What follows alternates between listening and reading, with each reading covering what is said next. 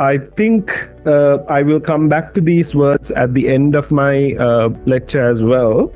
Accuracy, authenticity, and accountability. This is something we have to all focus on in the future and in the coming years if we want to keep our information in check.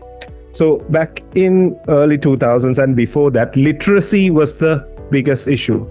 People wanted to be literate. We spoke about literacy rates in countries. Then we came into digital literacy until the start of 2022 and 2023, where having a computer, having a phone was the major concern. Now we are moving into an age where AI literacy is so important that no matter you're a biomedical scientist, no matter you're a nurse, no matter you're like a builder, AI is gonna in the very near future come and infiltrate your trade. So being AI literate would be a skill. It would be a skill for you for your future, and sometimes not even a skill, it would be a requirement in the upcoming years. So I think one of the key things I want to, as I see a lot of students in this audience as well, I think a key thing our previous speakers also spoke about was prompting. Prompting and understanding what you should ask from the AI has to be another skill that you should be focusing on. So for that, I wanted to showcase a small research that your classmates in IIHS has done as well with me. We wanted to check my specific area of interest would be microbiology. How would ChatGPT responses come into when a student asks questions? And I'll show you some of the details. One of the main things is when students prompt, it's not usually a very, very accurate prompt they give. So I think now some teachers might think everything can be taken out from ChatGPT. Yes, but you have to know what to ask and how to ask. So you can see through the research itself, it's a very, we did a lot of things, but I'm trying to reduce it because of the time intensiveness we have. And also you have to please understand the results that are shown here only come to an older version of ChatGPT, but we have done unpublished data which is currently going through the updated versions also, which has a very similar outcome out of it. What we can see is, so when you're prompting, students necessarily don't ask the exact question they want to ask. They would type something very easy for them to get an answer very quickly. So we deliberately prompted a ChatGPT with low proficiency scores. That means I'll show you an example in the few slides. Then a moderate sort of an answer question and a high proficiency question which has all the information you need. Out of that overall response quality, when you take it, you can see the inaccurate answers are very, very low. And that means when we divide them, if we have bad or wrong information, we have classified them inaccurate. You can see those answers are very, very few. And these are also questionable when we go into more advanced models. This amount also goes down. But the concern is the mixed or incomplete answers are still a big chunk of that. So what does this mean? When we are asking something, if you are not guided properly, the required answer you get might not be complete. You might be getting correct answers, but not the complete answer that you want. So this is one of the major concerns we have. You see, the accuracies are also going higher. AI is getting better at understanding ourselves, but the incomplete answer chunks are still a heavy proportion out of those. So when you check this, what can you say? If you don't ask the question, yes, you might not get the inaccurate answer, but you might get an incomplete answer. that means you are definitely, if you think in an exam sense, you might be losing points. So if you think about that, that's one of the major issues that currently we face. And this is a study that was done through IIHS students and using their expertise as well. And I think it is confirmed. These are the main teaching prompts and things I have to go through. And this is confirmed by multiple systemic reviews as well. So in order to do this, you have to learn better prompting for all the participants. I can share our PPTs with you. So the role, the task, the context, the criteria, output format, verification requirement, all of these matter. So the more specific your question is, the more specific and the correct your answer would be. For example, weak prompt, explain Staphylococcus aureus. And the likely result would be very broad textbook-like answer, where you ask a better prompt, where you add all these information, role, task, context. Because sometimes explaining Staphylococcus aureus to a nursing student might not be the best way to explain Staphylococcus aureus to a biomedical student. Completely different context. So you have to make sure you put your context in, your role in, be very specific and understand how you do. And at the end of it, this would result in a more specific and a correct, complete answer for you at the end. So I think before going into the other part, this is one of the key messages I want all of the audience to know, even the teachers. When you are doing AI can't do the whole thing right now. As teachers, if you are in the audience, I see a lot of them as well, but you have to inform yourself, inform your students what's the context and what to ask. That guidance, that facilitation should be there from the teacher's end as well. Okay, so as we are speaking about applications, one of the things that I want to explain is the use of Notebook LM.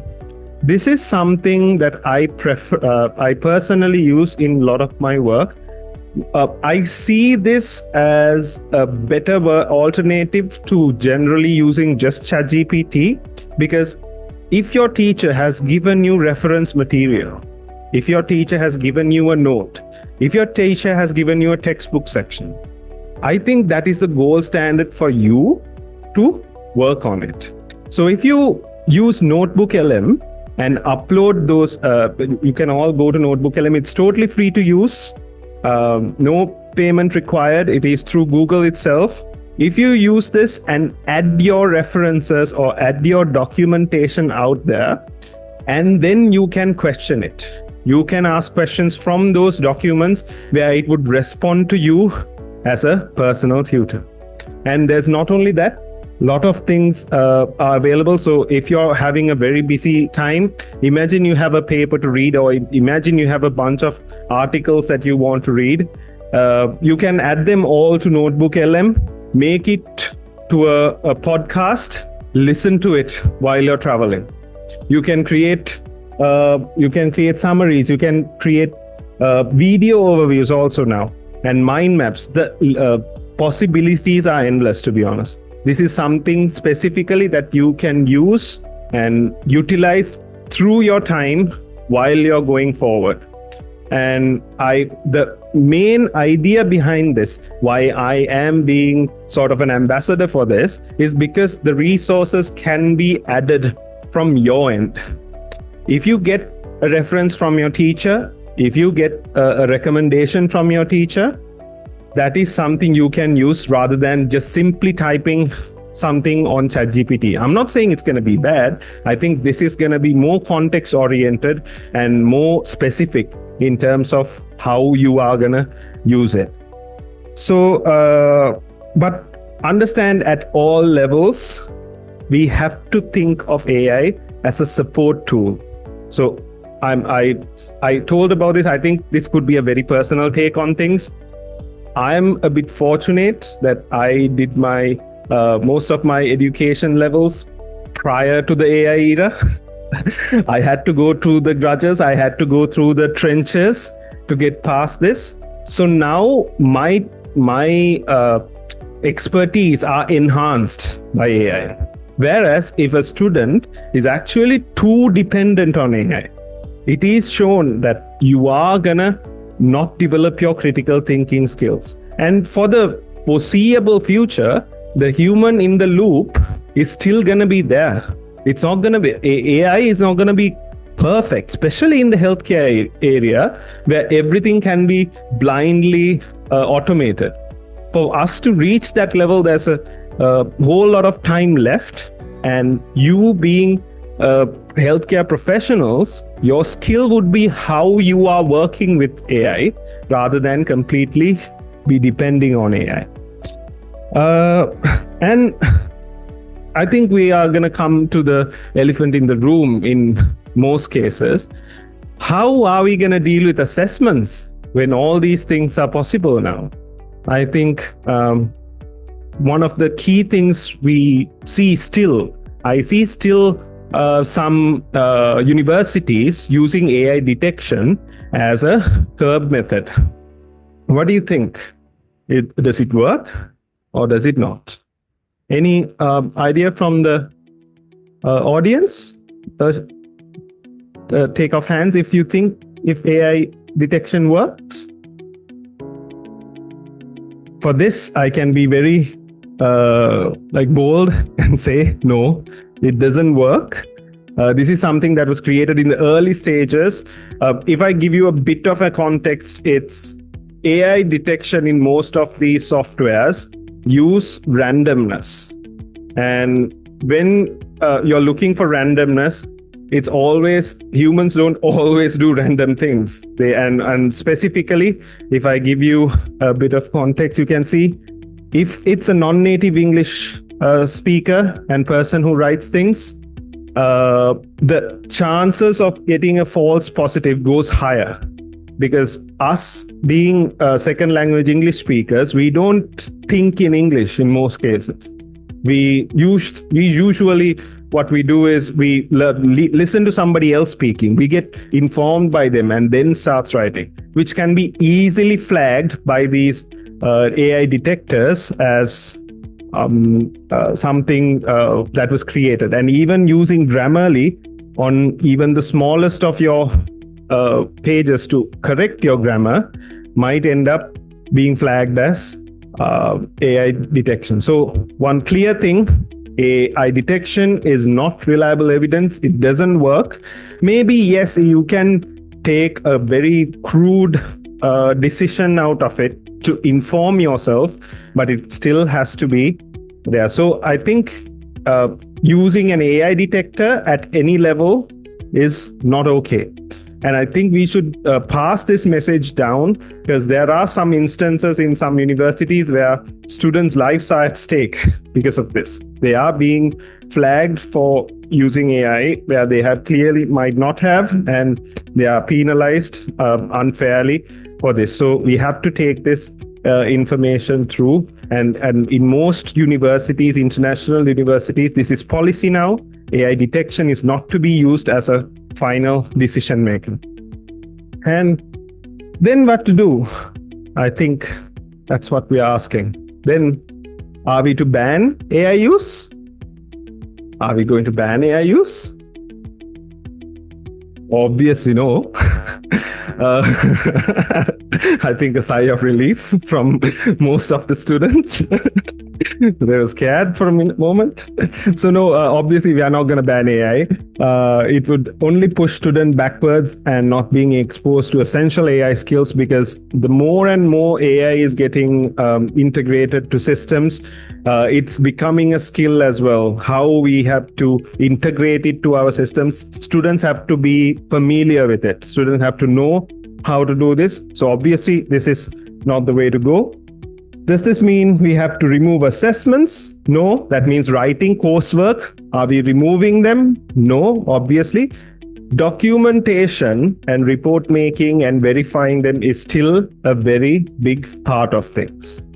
The main reason is the information that most of the time feeds teaching these AI systems are also documents made by humans. So I think now we are at a crossroad where we are at like a point where we have to look into the accuracy of these documents, because I was having this conversation with Professor Nufa earlier, and what she very clearly mentioned is, at any stage of society, there's going to be a set of bad actors. There's going to be a set of bad actors which are going to do something. I mean, for example, if you're forging a check, back in the day, it used to be a skill. Not everybody could do it.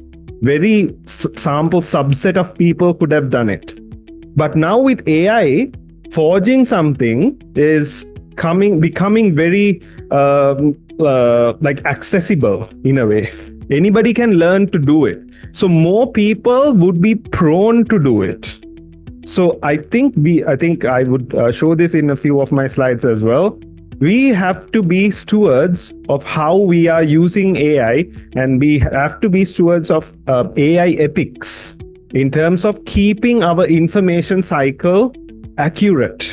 Because if more people are only using AI and creating bad evidence, if we are not verifying our information, it's going to feed into our information cycle. It's going to be published even in a peer-reviewed paper, because everyone's using AI.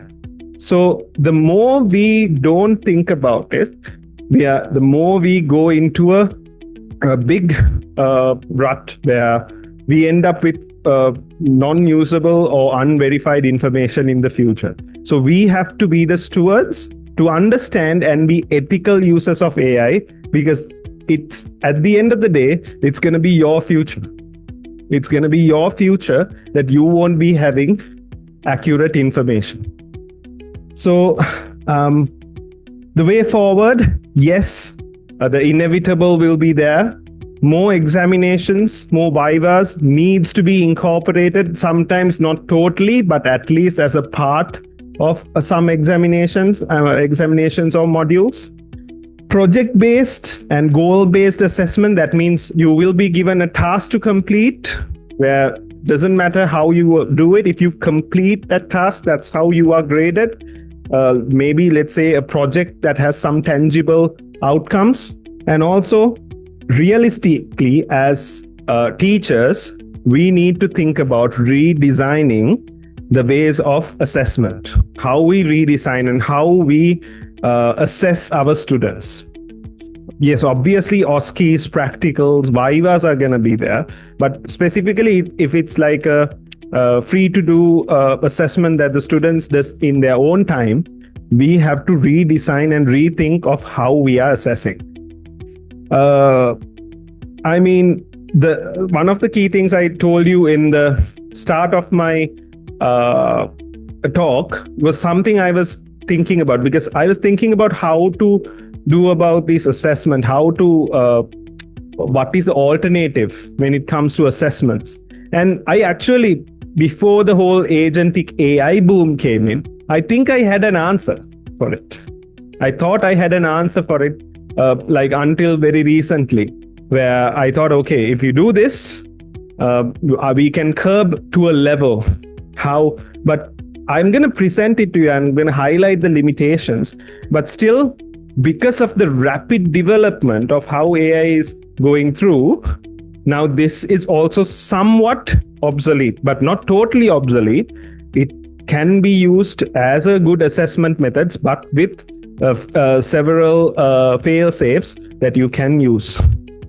In this case, the main thing I want to understand is, imagine an assignment you have to do. If you're a teacher, what you can do is, let's say if you have a 2,000 word essay that a student has to write.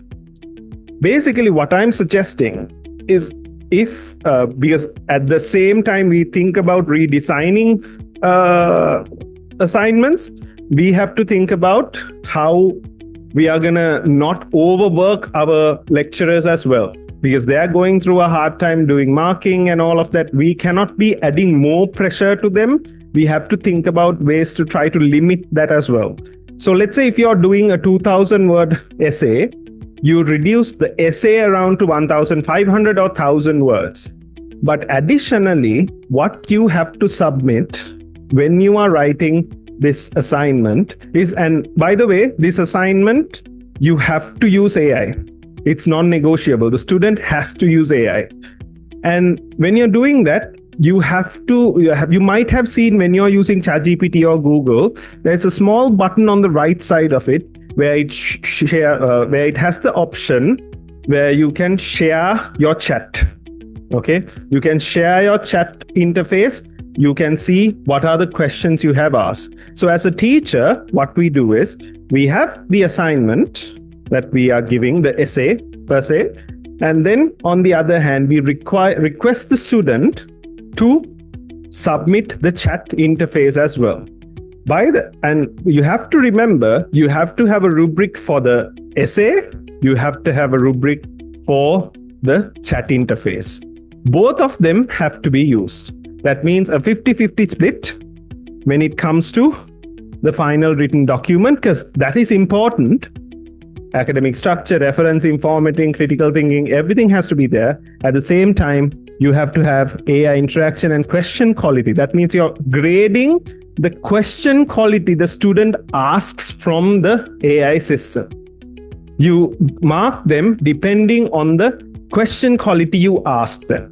So basically, if you have two rubrics for that, you have a way to somewhat to a level curb that general use, where if a student can't generally go into it and say, okay, generate me a thesis, there is no way of us to understand. That happens if you only use the final written document. But if you are using the chat interface and see how the student has done this, if the student has done ask questions, reiterated, improved their content, that is also something that we can do.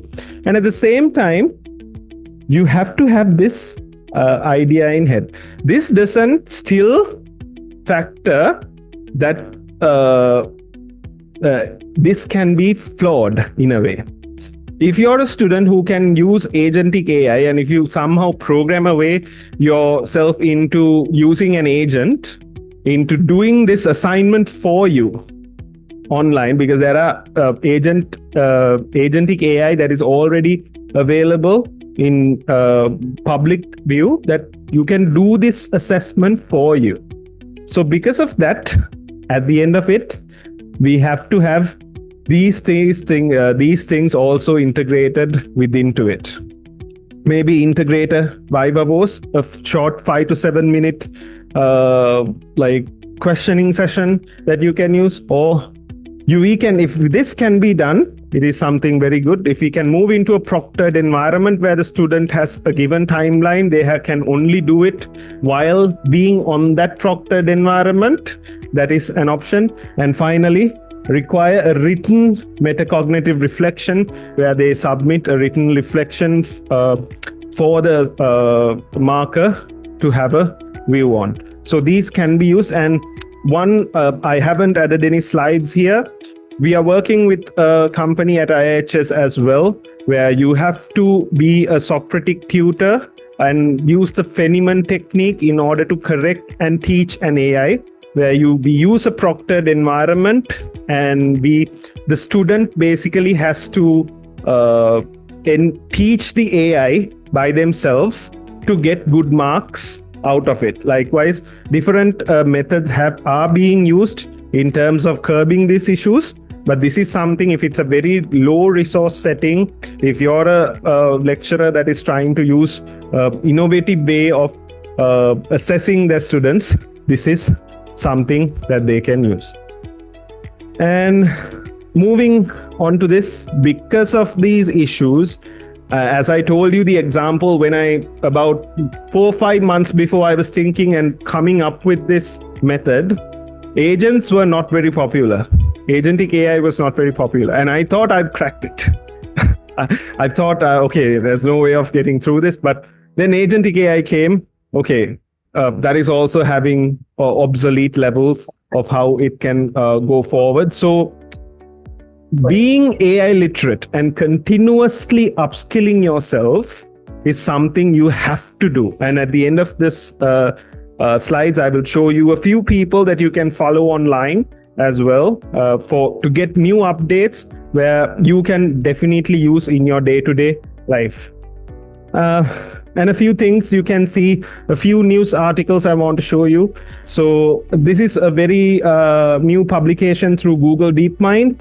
Basically, the whole process from end to end of creating a scientific article has now been sort of automated. They call it a co-scientist because a human in the loop is there. But actually, what you can do is this. Towards an end-to-end automation of AI research. Sometimes you would feel like thinking, okay, do we need scientists anymore?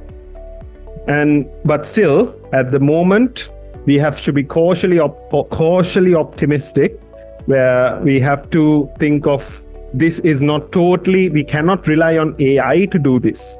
And also the human being in the loop matters for the foreseeable future in order for us to maintain that our information is at the quality level in the future as well. So are we doomed? Not exactly. But the risk is the content in the internet being fabricated at large scale. Because you can call it AI slop. You can see those videos now on TikTok, on YouTube, that is created by not a human, just a prompt, and they are being created automatically, and people are getting addicted to it.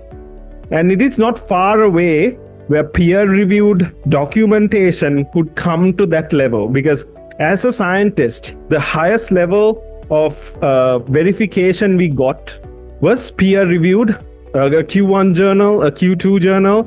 Very clearly now we are seeing even those journals are being infiltrated by paper mills. Paper mills are papers that are being just created through AI systems, and people just want to get publications out of them. And these reviewers, it's becoming hard and hard, moreover, to identify these paper mills, to identify these papers. So we as like humans, per se, we have to think about our future and be stewards into the future to make this information flow a proper thing. I think that's why I'm coming back to accuracy, authenticity, and accountability. I think those are the main three words I want you to understand and be a steward in the future for AI ethics. And the question is, will AI take our jobs? No, the question should be, how do we prepare people to work better with AI?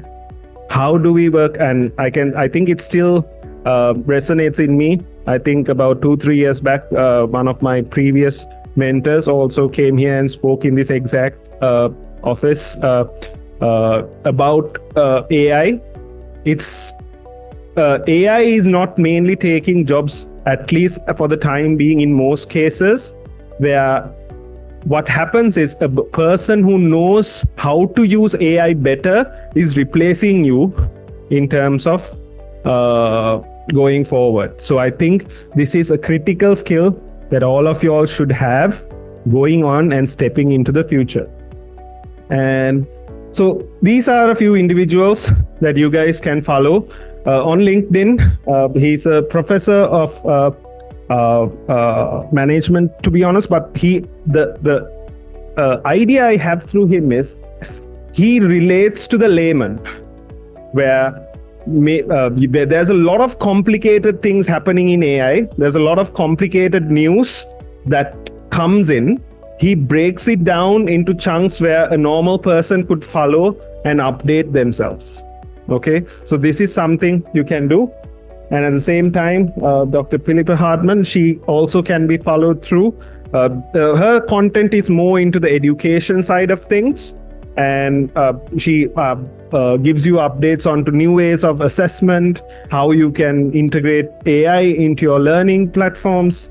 And also Gayan Winkle, that is also an education sort of focused content you can get through. So if you ask how I am updated, I follow a few AI newsletters coming through Nature and few scientific publicators, and also I follow these few individuals through my LinkedIn in order to get these updates, specifically through Professor Ethan Mollick's post, which first got me into understanding AI in context, because my background is not in computer science. My background is in biosciences, as many of you are. And for me also mathematics, if you get too much statistics, if you have too many graphs, if you have too many numbers in it, it's something that I would usually try to stay away from, but it's not a really good thing. But that is not naturally, doesn't come to me. So his post and his way of giving information has helped me throughout in terms of updating myself into how you can take information in a general sense. So I think that's all from my end. At the end of the day, for me, if it was like a few years back, creating this presentation and talk would take about a few weeks. But I, with the great help of all my colleagues and everything, I could do it in one day. So that is thanks to AI. So I think we should all be friends and try to make AI our supporter rather than a total replacement of our thinking. Specifically when it comes to our cognitive load, I like to bring this analogy as the last one for you guys today. Is back in the 1980s when the calculators came, most of the mathematics tutors in England went on strike saying don't give calculators to children, and now we are still using it. I mean, it has not been banned and it has not been stopped, but students have upgraded themselves where they are not they are using calculators, but they are doing more complex things. It might not be the exact very good analogy for this, but I think AI is also in a somewhat similar stage for us now, where if you let AI take over us, it would be a problematic thing. But if we take AI to do our busy work and let us move forward to more complex thinking, more complex work that we can do, I think that is something achievable at the end of the day and would benefit whole of mankind. So I hope I did well for you. You understand at least a bit, and thank you very much.